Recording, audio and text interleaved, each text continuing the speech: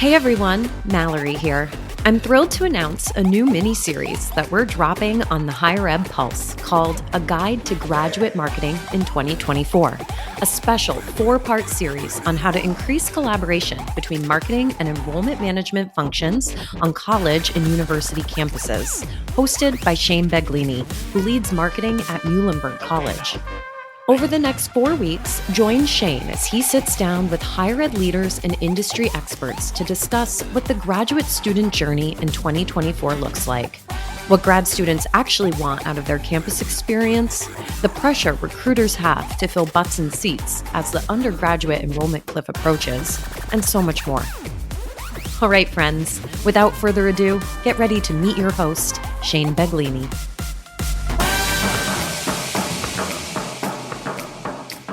Hello, and thanks for joining me for the 4th and final episode of A Guide to Graduate Marketing in 2024. Today is a really special episode as I'm joined by a panel of 4 veteran graduate marketing professionals ranging from admissions and enrollment management to marketing and digital strategy to agency and partner perspectives.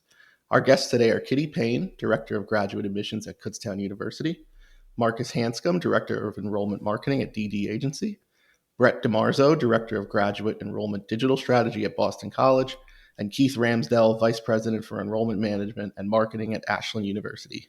Kittie, Marcus, Brett, Keith are all very involved with NAGAP and other efforts to connect graduate professionals, and are all close friends, so I'm really going to be excited about this conversation. So I've never met these people. So thanks for joining me, everybody, and we want to give the folks listening an overview of the graduate enrollment space, both past, present, and future. And so I want to start off by taking a look back from COVID, because things have changed quite a bit in our industry. And I'm curious to know from your perspectives, what have been some of the biggest changes you've seen in the GEM space, specifically around student expectations, and how are your institutions addressing these changes? And Kittie, we'll start with you. Okay, great, thanks. Overall, we've seen the student demographics trending younger, and their undergrad experiences set their expectations into motion. We tried to meet them where they are academically and personally, and that comes in different forms. So what I'm hearing in this region, I'm in Pennsylvania, is that students want more face-to-face interactions. They're kind of tired of being behind a camera for most of their learning and community building. So we're trying to make meaningful connections with them. And that indicates to us that while remote everything was fine when everybody had to be that way, colleges and universities need to keep striking that balance and bring back the face-to-face programming and activity. That's interesting to hear that you're referring to what we all commonly call Zoom fatigue among grad students. I'm curious to hear from Keith and Brett. Are you experiencing that at your institutions as well? Absolutely. I mean, if you're thinking specifically about the Zoom fatigue aspect, I think that's absolutely true. I think that, even as we were coming out of COVID, 21, 22, I think in those years, we started to see a decline in the level of participation in online recruitment events and those types of things, and more of a desire to be back face-to-face pretty quickly.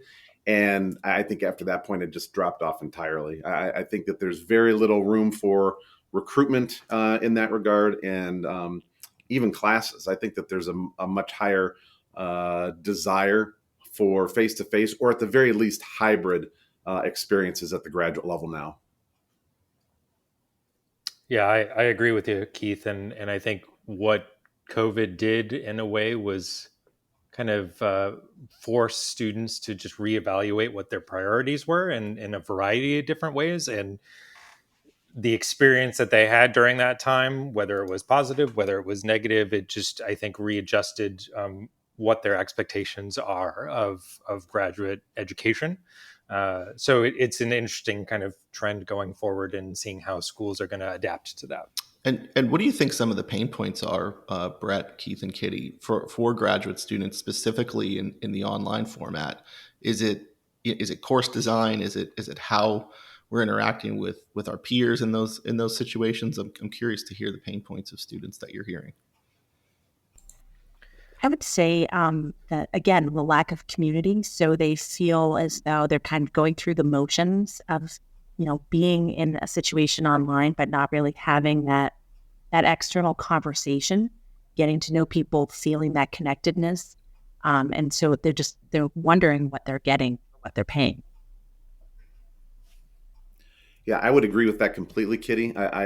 When I started in graduate enrollment a number of years ago, we used the cohort model exclusively. And that whole design was around community. It was around building a sense of belonging among the students. And now we've tried in graduate enrollment over the years to move that same sense to an online format, and it simply doesn't work. And I think the tension in graduate enrollment, and this is what I keep going back to, Shane, is, we talk about student services, that's one thing, but the part of the issue is that there's less demand for a lot of our programs. There's less demand in the workforce. And so students are trying to find a more of a reason to even move toward graduate education. And that community was one of the things that we were able to once point them to and say, look, you can do this together. You can make this happen. And now that sense of community and belonging is being challenged in the online space. And it's difficult to sell that. And I think the biggest pain point that everybody experienced, particularly during COVID, was, to have that engagement and to have that interaction and to make it a meaningful experience in the online environment. You have to be intentional about it. And I think, none of us were intentional during COVID, right? We had to deal with the situation, and we had to adapt to it as best we could. But the intentionality of that interaction and engagement, I think nobody had an opportunity to do that.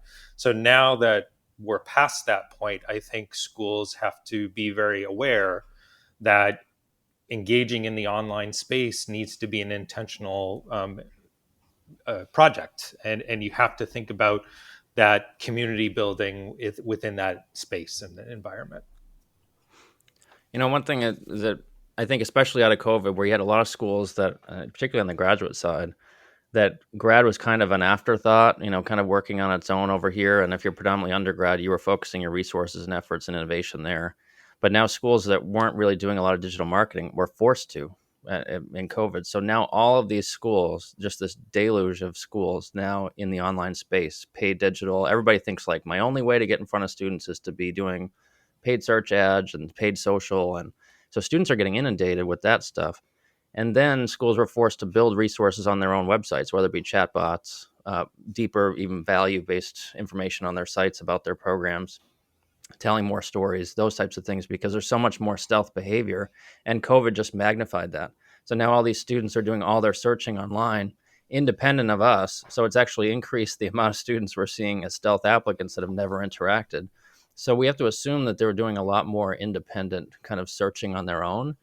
And another kind of byproduct of that is students became more discerning with their time, which what we've seen generally is that that's meant a lower attendance at campus-based events.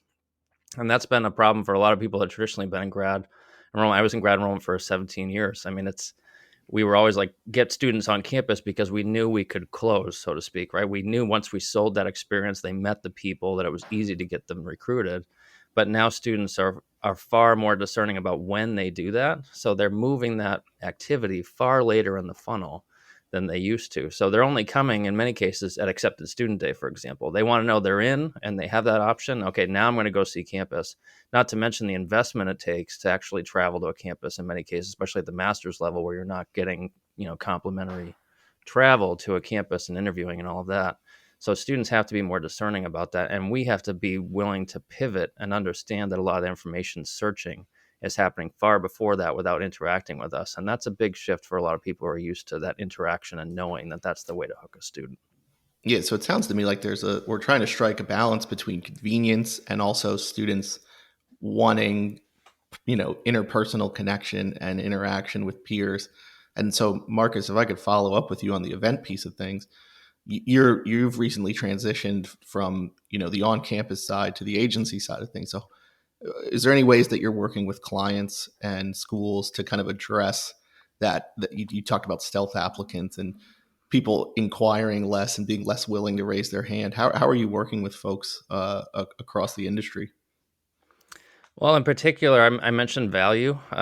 That's really where students are looking for quality information that's about finding right fit opportunities. And they're not just going to fish everywhere, but at the same time, when they're going, many students are searching without a brand or institution in mind. So you have to really position yourself to answer the questions that they have and do it in a way that really articulates value. And then students see, okay, there's value here. They care about informing me about my program. They care about informing me about career paths and outcomes. And this program does X, Y, Z of the things that I want to do. Now I'll choose to engage with them. Now I'll do that one-on-one meeting with, which we've seen a lot of an increase, especially making that virtual meeting option available. A lot of folks did that during COVID. So that's a good pivot. I think that's made admissions folks more accessible to students, which is really important. But then beyond that, how can you get students all of that information that are so critical? So they're now choosing to say, okay, now I'll go to a campus-based event or I'll go to a webinar. So virtual sessions are really important too. I was at Roger Williams University most recently. In my experience there, we were just sending like an email invite to all of our people that are in the pipeline. And it's like, all right, come to open house. And then we might try to articulate a little bit. Some schools I've noticed in my work at DD is that a lot of schools just have a landing page without any information about the event. It's just like, come to open house, put your name and email and tell us what, if you have dietary restrictions. And there's not a lot of value added information about the event itself. What am I going to do there? Who am I going to meet? What types of conversations am I going to have? So that's something that schools can really do as a very easy, quick fix, is make that event page something that's engaging, make it clear. And we found that the vast majority of schools that we talk to don't do that. So that's a simple change that folks could do. But then beyond that, creating something that's engaging, like communication flows, we work on a lot with our clients, that when they're sending information out, create pathways to other content, engage them with other things. It's not just the ask, come to our open house, but hey, check out this guide that we developed, or check out this blog on this thing related to your program, or read this story about this student. So they start getting nurtured in a different way. And then they start thinking, oh, well, this does sound pretty good. Let me go back to that email and register for that event. So it's not just come to the event, billboard, let's go, but it's instead saying, like, let's think about the various pieces that are valuable to you here. And then you say, okay, now I'll engage with that event. So it's really more of a holistic approach to it rather than just throwing an invite in front of students. Yeah, and this is a really helpful conversation, because at Muhlenberg, and Kittie, you and I have talked about this, we're struggling to get people to come to in-person events. And so, as a marketer and enrollment managers, we need to be ensuring value for people's time, it sounds like, and even, inside and out of the classroom. And so that's a trend that I think we've all been seeing, which transitions into our next topic. How do you all see graduate enrollment management and marketing shifting in the next 5 years? As we're in the enrollment cliff right now, but as we get even further into that sort of demographic shift, how do you see not only the actual space itself changing, but the roles of graduate marketers and enrollment management professionals? And Brett, I'll start with you on this one. Yeah, I mean, I think that the biggest thing when we talk about, the biggest trend in that demographic cliff, I think what it has done is kind of squarely put the focus on what we're doing on the grad level, right, in the grad space. And at the institutions that I've been at currently at Boston College, but even when I was at some of the other schools in the Boston area, that was always the case. We needed to be able to have clear goals and clear expectations of what we were doing from an enrollment perspective on the grad side, because at these other institutions, we had limited capacity at the undergraduate realm. So that focus on what we're doing on the grad side was always really important.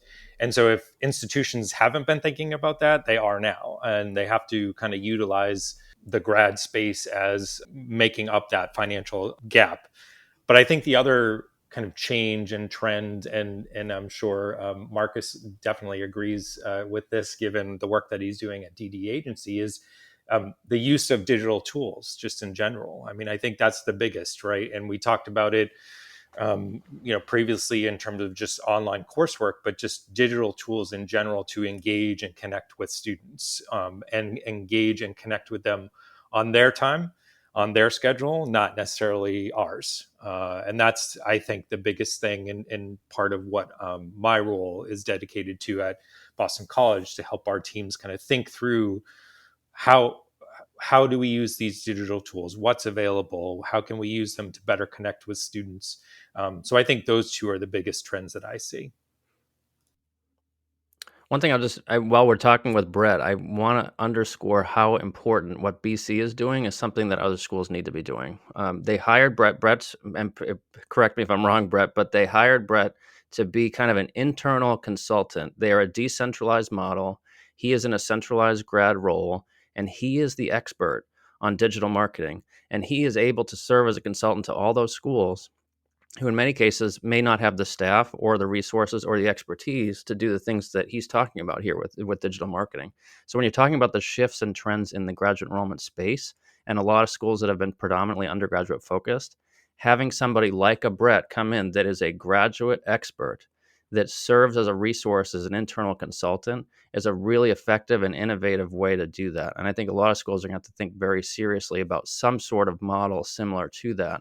That's not just one person in an admissions office over in the corner campus, but is instead an internal consultant that is a strategist, that's somebody that has a pulse on what's happening in the industry and can be an internal resource to make sure they move the needle forward for everybody. Thanks, Marcus. If it's cool, I'm going to go back to something that Brett said about meeting them in their space, and not just with digital tools and marketing, but also how they want to achieve their degrees. And not all of us have that capability to make the changes, but we do have a voice. And so what we're seeing more and more is that people want to complete their degrees, again, on their own time. And that's starting to include more grad transfer credit hours and more micro-credentialing and more certificates that blend and fold into master's degrees. And that's making their earning credentials that help them advance in the workforce, and then they're folding it into a master's degree. And for us to be more flexible to that helps to bring in the students who are going to tiptoe in, right, and come in at whatever volume they want to come in. And so they might not be focusing on that full degree at that time, but that's okay. We can meet them in that space and work them from there. I'm seeing an increase in graduate transfer credits because they may have picked up one course here or there for something for training for work, or they thought they were going down another path. And we've been a little bit more flexible in how we're applying it to them. We've changed some of our policies and become a little bit more flexible in that too. It cuts down their time and money spent. And that's a big thing. I'm going to agree with everything that's been said, but I'm going to take a slightly different take on this because, certainly the marketing and our approach to marketing and our approach to how we deliver our programs, those are absolutely critical. I think from a strategic level, one of the things that I'm hearing is, and we're seeing this across the country right now, is that as we have, in many ways, like you said, Shane, we've already kind of hit the cliff, right? I mean, we know that it's still kind of in front of us, but essentially that was exacerbated already by COVID. And the issue is that has put significantly more financial stressors on the graduate side of many of our campuses. And I think what we're going to see is, pre-COVID, we were already at our institutions hearing a lot more about program evaluations and sunsetting programs that weren't productive and, developing new programs. But the graduate side of the house, in many ways, was protected from that. We were kind of the icing on the cake. And so nobody was looking at us through that same level of scrutiny. That is about to change. If it hasn't already changed on your campuses, it is about to change, because we can no longer just assume that, hey, whatever our faculty want to teach, whatever we want to deliver, it's fine at the graduate level. Those days are gone. And if they're not gone on your campus, they will be soon. I have already started to see and hear schools saying, and we're certainly doing it on our campus, looking at graduate programs going, if you're not producing at a certain level, you either need to move in that direction and make some significant changes, or we are going to start needing to look at reallocating resources to programs that will produce, and looking very seriously at the marketplace, as we've done on the undergraduate side for years, to say, if there's a niche for a graduate program in our, in our area, in our region, demographically, geographically, we need to do that and do it sooner than later. And I think that is coming, and it's going to be painful for a lot of graduate education professionals. Yeah, I think the word product is the one that comes to mind, and I like duck out of the way in case somebody's going to throw something at me when I say that word. But I think graduate, especially working professional graduate students, if our product is not competitive from a convenience standpoint, a price standpoint, a value standpoint, I think it's our responsibility as marketers and enrollment management professionals to speak up to around campus, to highlight that, to say that this is what our competitors are offering. And when we're talking about competitors, not just our regional competitors, brick and mortar campuses, but things like Coursera and LinkedIn Learning and HubSpot Academy and all these things that can supplement somebody's resume and get them the extra training that they need. And Keith, you're raising your hand, so well, no, I chime totally in. agree with what you're saying, and you carefully use the word product, Shane. On our campus, I've started to very cautiously use the word commodity. That graduate education, in many ways, has become a commodity. That if you can't deliver a product that's needed in a convenient, timely manner at a cost that's competitive versus whoever your competition is nationwide, you will have a difficult time being successful. And I have these conversations with our CFO on campus all the time. And when I first got to AU 3 years ago, he didn't want to have that conversation. And now he gets it, because we're starting to see more and more research coming out across the country using that terminology, that if you can't be competitive in all three of those ways, then you're really going to struggle. Yeah, it truly is a 4Ps situation. If That's one right. of those price, product, place, and promotion are off, everything's out of That's whack. Right. And I think, to all of your points, that's going to become more and more evident as more and more expectations are placed on graduate enrollment and marketing. I want to shift to the student experience side of things. We touched on this a little bit earlier, but I want to ask specifically, how can we as graduate professionals ensure that we're doing everything that we can, both pre and when students get on campus, to make sure that we're giving them the experience they're seeking, whether that's on campus or online, and how can campus leadership support those efforts? And Marcus, I'll start with you here. Well, I think the number one thing that schools need to do is be authentic in their marketing. I think that's the biggest problem. We have the proverbial, when I started an undergraduate admission, I remember we talked about the proverbial 4 students under a tree, and, a black student, a white student, an Asian student. Like, that's not a way to market your schools. Being authentic, students want to see that the experience that they were shown at the beginning is the experience that we deliver on when they get there. And so if you want to have more diverse population on campus, showing them an artificial imbalance in the marketing process, then they get there and it's like, this is not what I was promised. That's not only going to hurt that student, but it hurts your future efforts, because students tell other students not to bother with coming to your institution. So you have to really create something authentic and drive that once students get there. And that requires some synergy across students, the staff and faculty. I mean, it needs to be something that's kind of a holistic, maybe even top down, that you have somebody working on creating culture and that's very clear on what that culture is going to be. And if that's not a marketable culture, then internally you have to make some decisions on how you're going to address that. It can't just be like, oh, marketing will fix this. That's not at all what's going to happen. And I even tell schools, think about just your brand voice and how you say things, the tone of the language that you use, the types of information that you share. All of those things are reflective of your brand. And even things as simple as when somebody calls and they get pinged around multiple staff members or get sent to voicemails, that's reflective of your brand. And you can't say in your marketing, we're small and personalized and we care about our students, and then give them that experience on the phone. So you have to think through the entire kind of user experience, for lack of a better term. And that goes from everything from web to how they interface with your staff on the phone, to email, to coming on your campus and meeting with student ambassadors, with faculty. It's hard to do, but creating an authentic experience from the very first touch point all the way through graduation is critical.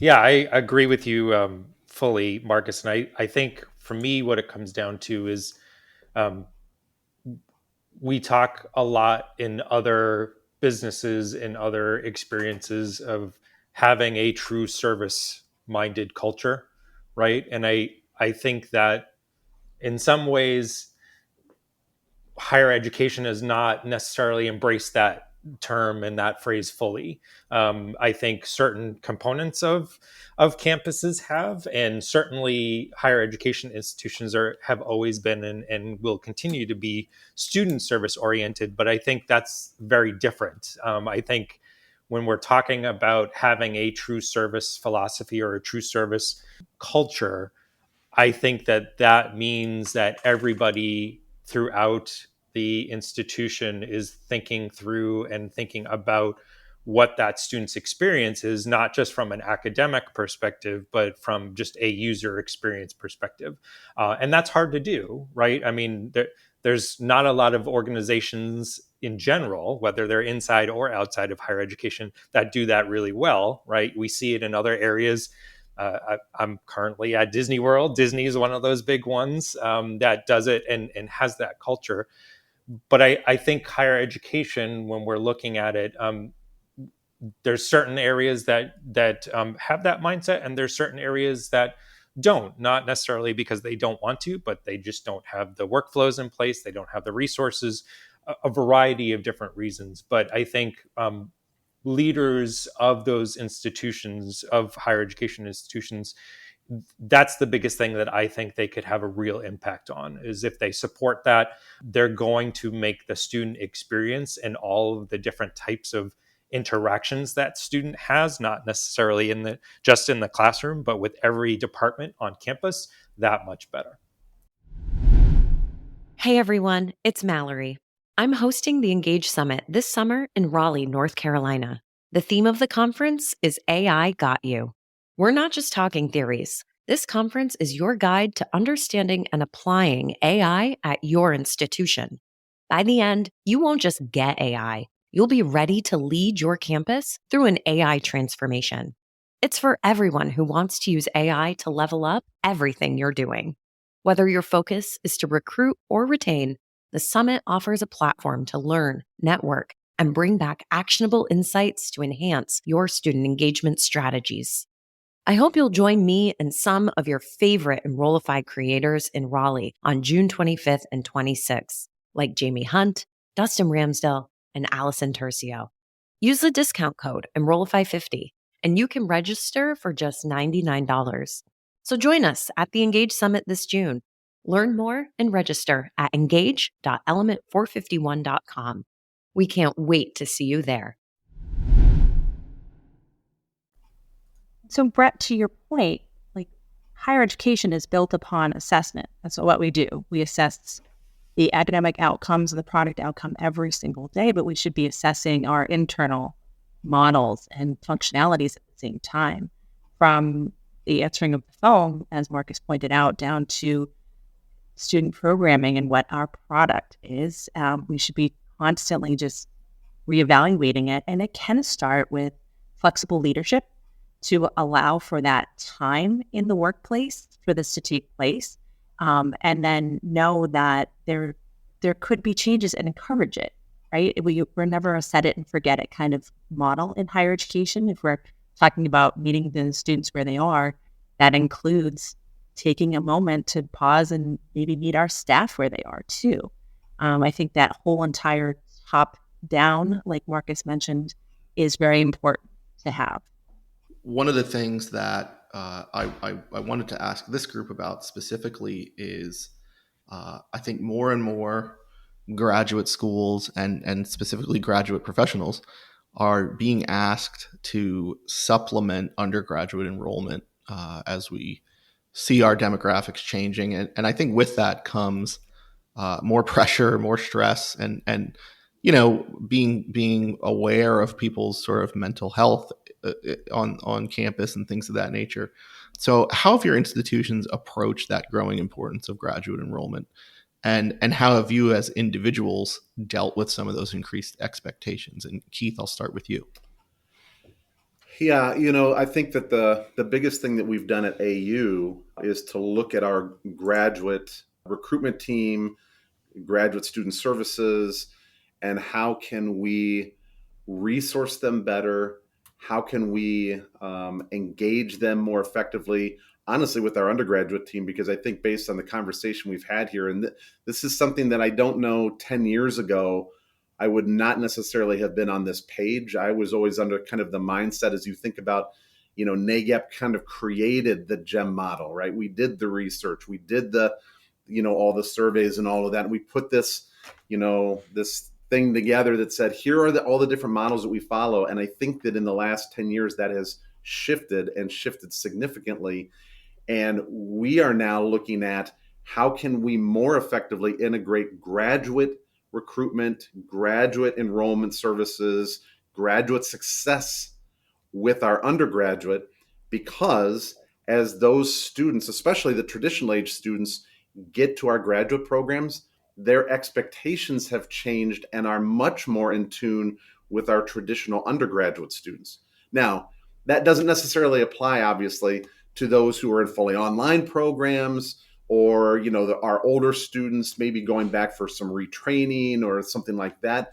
But nonetheless, I think from a large scale, we're very much looking at how these populations are essentially merging and the synergies that we can find between them, and how we can do that effectively across all of enrollment management. The synergies are so important, Keith, but the other side of that coin is, I think institutions make the mistake of taking an undergraduate focused person and then they say, here, do the grad stuff too. And inevitably, grad is such a small sliver of their day to day that I think it makes sense if you have a dedicated staff member. Of course, it depends on your resources and student volume and that kind of thing. But let's say you have a dedicated staff member that's their thing, to work with graduate students, but maybe they're in the same office. Maybe they're in the student life office, but they're voicing graduate concerns at the table. They bring that voice to the table. I think that's the challenge, especially for smaller institutions that have been so predominantly focused in undergrad. Now all of a sudden they're saying, how do we do this for grad effectively? And it can't just be a kind of side project.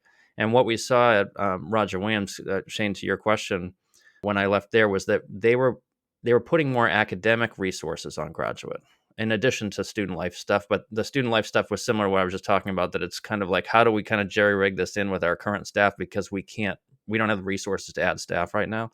So I think they'll have their challenges on that front. But on the academic side, they created kind of an associate provost role that's now in charge of graduate studies. And that person is working with the faculty to develop new graduate programs and is being held centrally responsible to not only the provost, but the board on bringing forward new graduate programs and refining some of the existing graduate education. So that's how they chose to do that. I think it's a very viable strategy, as long as you have the right people in there and are given the appropriate resources and supports to do that, but have somebody that can really spearhead graduate growth. Because I'm sure everybody on the call will echo this. When you're sitting in graduate admission and you're trying to recruit and they're pushing you for more enrollment, but you have no new programs and no innovation in existing programs, you're just growing to ideally some sort of like capacity. And capacity is kind of an artificial term here, but there's a kind of natural capacity that happens, like, okay, we've gotten to this amount, we can't take any more students in certain programs, or this program we can't sell any more than we have because there's just not a lot of value there or distinction. So you get to that point and then you go, well, now what? So the only way it gets to grow in enrollments and revenues, for that matter, is to have net new programs or innovation in the existing ones, or you resource the ones that are at capacity so you can continue to grow them. And without that support at the top, it's really hard to do. As Marcus mentioned earlier, my role at BC is looking at things from a digital strategy perspective. So we have 8 graduate and professional schools at Boston College. And what's interesting about my role and the team that I am part of is I think we as an institution have embraced looking at graduate enrollment as a strategic part of the overall plan for the university. And one example of the fact that the university is investing in that is my role and the team that I am part of. Our team, graduate enrollment team, is a team in the provost's office who, as Marcus kind of said, we're basically internal consultants to all of the graduate and professional schools. So we work very closely with the admission teams, the marketing teams for each of the individual schools to do exactly that, to be strategic in what we're doing in graduate enrollment management to complement and enhance the overall status of the university. And I think that was a really important investment that the provost office made to say we're dedicated to looking at graduate enrollment as a very necessary strategic part of our overall enrollment plan. So I think that's important, and obviously having that support to be able to do that, I think shows the type of investment that BC wants to do. And then I think individually, you had asked, individually, how do we deal with those increased expectations? Is embrace it, right? I think that's the only thing that we can do is embrace it as GEM professionals and take that on head on. And I think that's been my strategy, just kind of individually, when I'm having conversations with the admission teams and the marketing teams and having those difficult conversations like Kittie and Marcus and Keith were saying in terms of program evaluation. What's new down the pike? This isn't, this program is really struggling. Is that because the demand is not there? Having those difficult conversations and having it dedicated on the graduate side, I think, just embracing that, I think, is really important. And Kittie, at Kutztown, you and I have talked about this in the past, but talk a little bit about some of the changes that you've seen from I don't want to say important standpoint, but a priority standpoint when it comes to graduate enrollment at Kutztown. So back to program innovation, we have in one niche area that is across PASHE that we're the only school that's doing this. So we're going to be able to get that market share. It's online. How they produced it is going to be pretty effective. And since it's certificate model, it's going to be a little bit less expensive. So thankfully, we're having some conversations to put that effort behind it. The faculty are on board, the deans are in support, provost office, right? It's going all the way up. One of the biggest changes that I've seen since I've been here for about 3.5 years, is that administration has finally decided to establish a graduate marketing budget, which makes everybody laugh. I'm sure who's listening to this. But it hasn't been done in about 25 years that graduate had a specific marketing line. And that is a big deal. But we've been able to take some special one-time funds to put behind new programs and effectively show the outcomes. And so they got behind that build. And that really helps us embrace. You're going to have a strategic plan to help us grow, then it's really helpful to know that you're supporting it financially. And then eventually my office will be kind of restructured and growing as well. So we're going to come on that, but we've seen the foundation that our volume is increasing. And so the administration has recognized that too. And we're going to be able to make some changes with our structure. That's great. That's great on the budget side of things. Congratulations. Thank you. I think if there are folks listening to this that are not in the day-to-day of graduate marketing and enrollment management, it might be a little bit difficult to realize how different the student journey is among graduate and undergraduate populations. So for the group, what are some of the biggest differences in what you see when you're talking with graduate students, specifically about some of the value propositions that might be different from undergraduate populations? And Brad, I'll start with you. Yeah, I think the biggest thing is grad students, and I would actually include adult undergrad, non-traditional adult undergraduate students as well. It's all about what their journey is, what their timeline is, right? I think that's one of the biggest things is so much of what we do in enrollment management is looking at the next cycle, right? Like the next term, we got to meet the enrollment goal for that next term. But our students don't work that way. Some may, and some might have that timeline that is more sooner rather than later. But we know that life gets in the way. And so that's really difficult to do. But I think that's an important distinction of what those students experience versus kind of what you get at the undergraduate level. I think also the other thing is that it's really important to understand and be developing a long-term relationship with those students because of that. If they're working on their own timeline, you need to build things so that from the first moment you interact with them to whenever they make that decision to apply and get admitted and enroll, you have to be constantly building that relationship. And so it's balancing making those short-term types of activities to get the students that are interested in doing things sooner rather than later, but then also building in that engagement and those connections so that whenever they are ready, that you're there and they know that you're ready to assist them. To jump on what Brett's saying, I mean, we've seen that our adult and graduate student population could take 6 days, 6 weeks, 18 months to make their decision. To keep them engaged is super important throughout that. And then helping them to onboard. They've come through another program before, but that school operated differently. It's been a while. They don't know our system compared to the other system. So having all those tools and then be flexible. If they need to defer, work with them. They need to defer because something has come up in their home life that their employer isn't going to reimburse all the way through. And some schools might not have a good deferment policy in place, or even just an actual procedure in place as to what that could look like. So trying to find that flexibility can really help that student population. Keith, what were you going to pop in with? Yeah, Kittie, I think you're exactly right. I think you're right on the money here. And the only thing I was going to say is what I perceive now that I oversee undergraduate and graduate enrollment in my current role, that one of the primary differences is that a significant percentage of your incoming undergraduates don't know what they want to do, and they don't know why they want to do it. On the graduate side, at least you have purpose, right? You usually have an understanding of what it is they want to pursue and why they want to pursue it.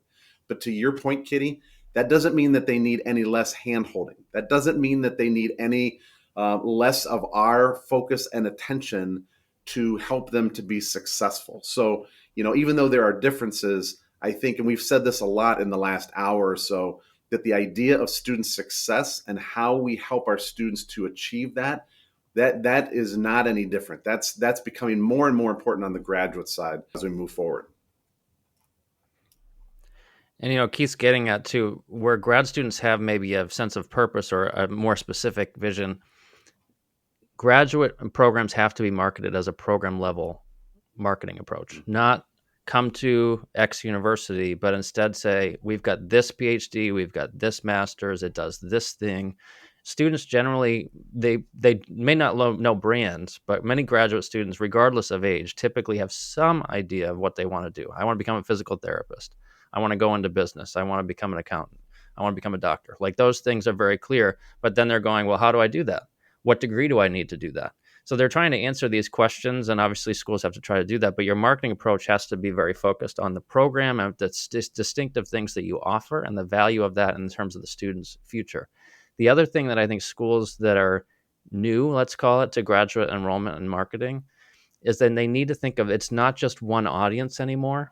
And I know it's not fair to group the undergrads necessarily, but the majority of full-time day undergrad folks are typically 16, 17, 18 years old when they're searching and coming from a traditional high school model. Now that's negating transfers and non-traditional and veterans and all that stuff. But in general, that's a fairly prescriptive audience. With grad, you've got what Keith was talking about, the traditional age coming out of 21, 22, maybe 4+1 type student. Maybe they need the degree for what they want to do. Like, they can't just stop at a bachelor's. They need a master's at minimum, let's say, to be a mental health counselor or a social worker. But then you got people that have to go into doctoral programs. Then you got others that are like, man, what I did in undergrad wasn't all that focused. Like, I was a communication major. We always joke, comm majors and psych majors just join those programs because they don't know what else to do because they can do anything with those degrees. and I don't mean to throw shade because I'm a communication major, but as you finish those programs, you might go, well, this wasn't what I wanted. And then they go, well, I need to go do something else. So they're pivoting as a 22-year-old and saying, I need this program to go open that door. And I saw that in mental health counseling all the time, where you had students that were kind of doing a lot of different things undergrad, and then like, okay, I found this, I'd rather do that instead. So they have a completely different undergrad. Then you've got adults that are pivoting from their work. Some want to get a promotion and they just want to get the letters after their name because that allows them to get the next rung on the ladder. Some people are doing it for personal enrichment. So I think what's scary the most about graduate, that undergraduate predominant institutions have to understand, is grad is not a one size fits all. It's very much like, okay, here's this program. I need to market this program. Then within that program, I have 2, 3, 4, 5 different audiences, and they may be searching different. They may be on different channels. They need to hear different messages.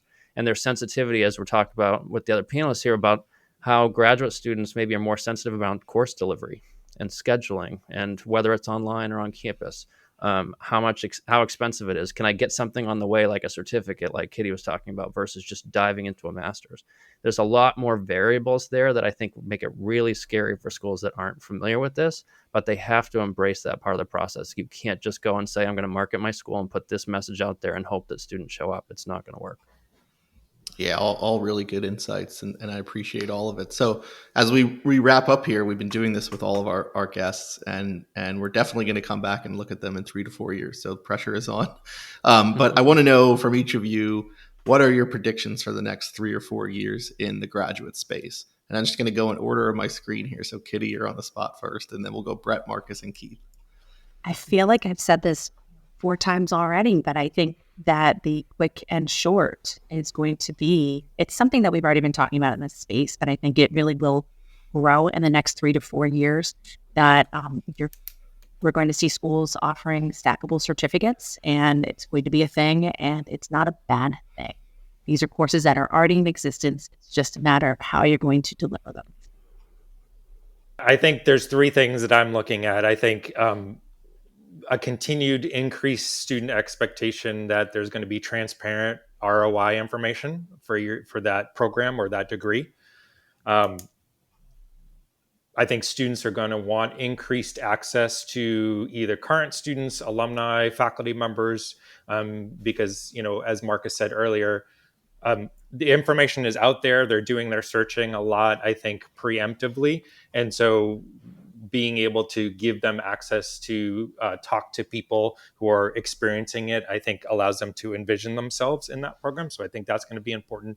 And then thirdly, I just think there's going to be an increased expectation from students that there's going to be better and more volume of high quality engagement opportunities through digital tools, in-person tools, everything. Brett touched on it. I think AI is going to be one of the biggest changes that we're going to have to face, for better or worse. And there's going to be a lot of new tools that are leveraging AI, and how students use that. I think it's going to evolve over time, but certainly we're going to see even the traditional search engines are going to be evolving into a much more, Google's already doing it, shifting their AI approach, and students getting answers independent of us, and then trying to figure out, okay, that chat GPT or any GPT for that matter is sourcing its information from somewhere. How can we make sure that source, namely our website in particular, is so information rich, but also accurate, so that those GPTs are giving accurate information? Because they're probably not going to be talking to us. They're not going to be calling the admissions counselors. There's a lot of communication apprehension. They're going to be using chatbots more. And I think the proliferation of chatbots is coming too. The other pivot I think that we're going to see, especially with grad folks, and I've struggled with staff over time, is that people I got into this work because I want to work with students. It's altruistic. I want to help people realize their dreams, go into education and get a great job and outcomes and all that stuff. And we're all still doing that. But at the same time, what we're realizing is institutions can't sit on their laurels and just say oh, we're doing this wonderful thing, people will come. It's not Field of Dreams. We need to have a business mind. And I think part of that's going to be training for GEM folks. GEM folks are going to start thinking more about net tuition revenue and aid modeling a little bit differently. We can't just have admissions in a silo anymore. Graduate enrollment, as we talked about, is a much more holistic thing. But we're going to have to be willing to have conversations that are more rooted in business-like things. You guys were talking about product before. I'll throw sales in there too as an ugly word. Things that people in admissions and enrollment traditionally don't want to talk about. But if you want to grow in the field, have actual results, and actually improve, professionally, you're going to have to take a little bit more of a business sense approach, but find that happy medium. And that, I think, will be kind of the big question for GEM folks going forward, is where can I find the middle where we're still really doing altruistic good things, we're aligning students with right fit schools, we're really making a positive impact on society, but also doing it in a way that keeps the doors open, allows us to grow effectively, invest in additional programs, and have the resources we need to do it.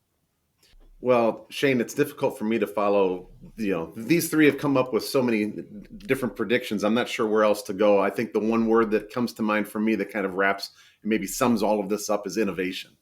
That on the GEM side, if we choose to innovate, then we are choosing to move forward in all of these ways: program development, technology, all these different things. The schools that don't choose to innovate here over the next 3 to 4 years may be choosing to shut their doors eventually, because I don't think that you can stay where you're at in the GEM space right now, or in the graduate education space.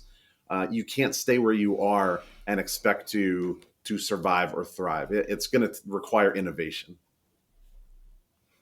Yeah, all really good predictions. I would say that my biggest thing I'm watching, in addition to AI, would be kind of what you touched on, Kittie, and how do we compete with not only our colleagues across the higher ed industry, but how do we compete with product offerings like Coursera, LinkedIn Learning, really kind of convenient, quick options for people that are looking for that transactional sort of credential that can add to their resume. So looking forward to revisiting all these predictions in a couple of years with you all. But Kittie, Marcus, Brad, and Keith, thanks so much for joining me. I really, really enjoyed this conversation. I hope our listeners did too. On behalf of all the good folks at Enrollify, thank you all for joining me for a guide to graduate marketing in 2024. I sincerely hope that we gave you some resources to further your work, connect with colleagues, and promote the importance of support for graduate enrollment management and marketing on your campus. I'm Shane Baglini. Thank you so much for being with me.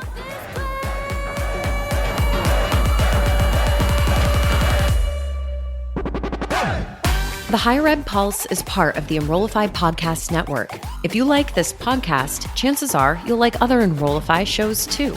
Our podcast network is growing by the month, and we've got a plethora of marketing, enrollment, and higher ed technology shows that are jam-packed with stories, ideas, and frameworks, all designed to empower you to be a better higher ed professional.